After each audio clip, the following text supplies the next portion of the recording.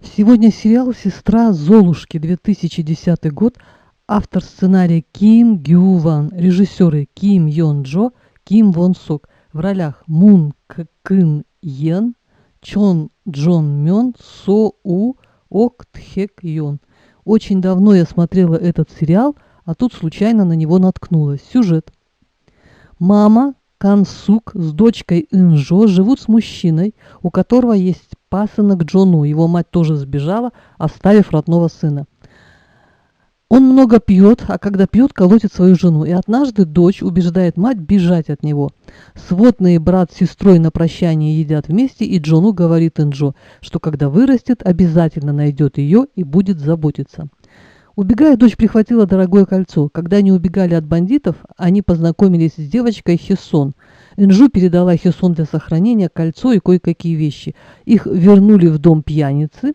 Мама, оставив дочь, встречается с Хесон, идет к ним в дом. Там знакомится с отцом Десоном, у которого производство рисового напитка Макколи. Жена умерла.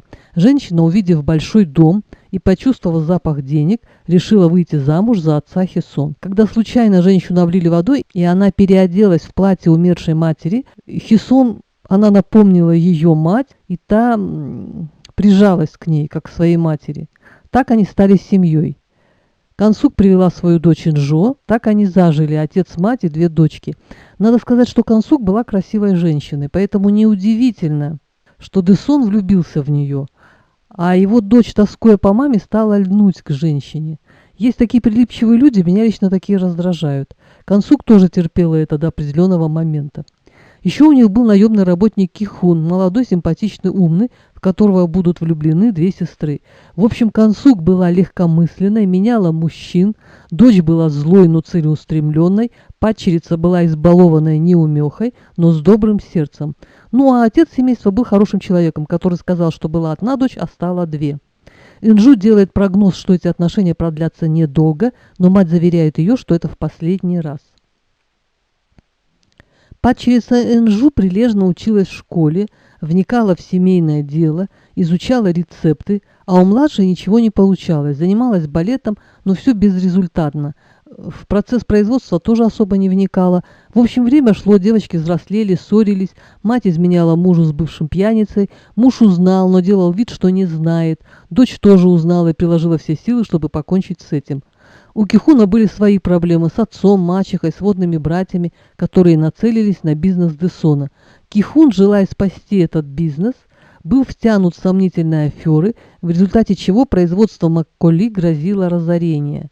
В результате всех переживаний из-за измен жены, проблем с бизнесом, внезапно умирает отец семейства, и падчерица берет все в свои руки.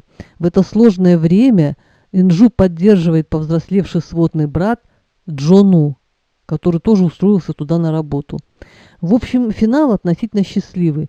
Инжу сохраняет семейный бизнес, любовь с Кихуном, мать, испытывая запоздалые угрызения совести, становится на путь истины, ну а Хесон уравновешивает злой характер Инжу, становится незаменимой в ведении переговоров, становится лицом рекламы, все пределы, все счастливы. Вот такая очередная корейская сказка со счастливым концом, только отца жалко. Падчерица Инжу при жизни не называла отчима отцом, но, потеряв его, вспоминая все, что он сделал для нее, признает в нем родного человека. Что меня поразило? Женщина Кансук. Конечно, наверное, в 40 лет трудно влюбиться, но Десон был симпатичным мужчиной, к тому же богатым. Зачем она бегала к этому пьянице, для меня загадка. Тем более она родила Десону сына.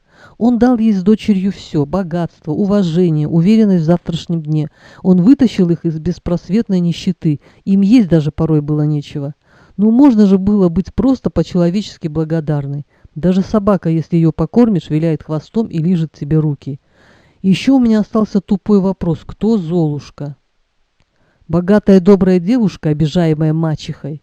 Или бедная со вздорным характером? На сегодня все. Всем пока.